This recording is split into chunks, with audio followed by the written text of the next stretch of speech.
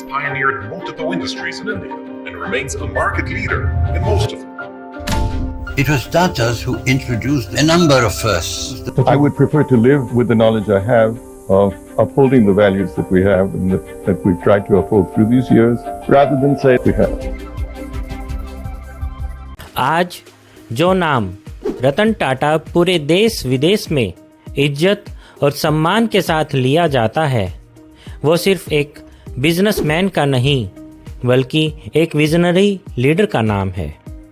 एक ऐसा इंसान जिसे लोगों ने अंडर एस्टिमेट किया, एक ऐसा लीडर जिसने दुनिया को दिखाया कि जब विज़न और वैल्यूज़ साथ आते हैं तो कमाल होता है।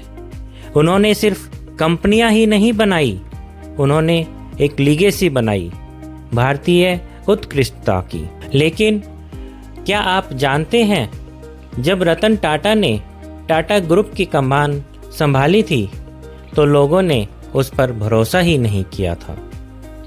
आज जिसे दुनिया सलाम करती है उसे कभी नवसिखिया कहा गया था। 1980 का समय था। टाटा ग्रुप के सीनियर्स मेंबर सोच रहे थे कि ये लड़का कंपनी का भविष्य कैसे संभालेगा। कई लोगों ने कहा ये तो सिर्फ फैमिली की वजह से बॉस बन गया है, पर रतन टाटा के अंदर कुछ अलग था। उनके अंदर एक आग थी, एक सपना था भारत को ग्लोबल मैप पर लाना। उन्होंने पुरानी सोच को तोड़ते हुए नए प्रोजेक्ट शुरू किए, जैसे Tata Motors, Tata Tea, Tata Consultancy Services. उन्होंने कहा था, if you want to walk fast walk alone, but if you want to walk far walk together. और हुआ भी वही।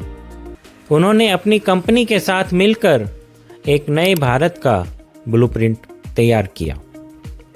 फिर आया वो सपना जिसे लोगों ने इम्पॉसिबल कहा, टाटा नैनो, हर मिडिल क्लास फैमिली के लिए कार।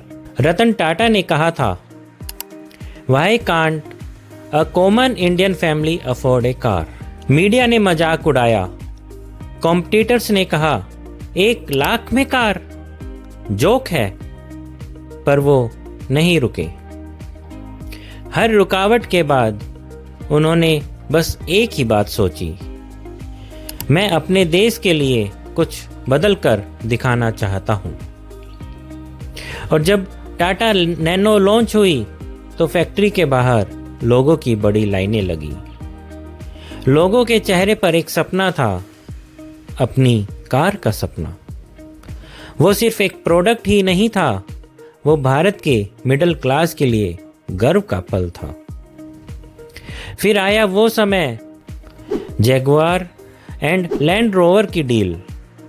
फोर्ड कंपनी ने कहा, ये ब्रांड्स हमसे नहीं संभलते, पर रतन टाटा ने वही ब्रांड्स खरीद लिए।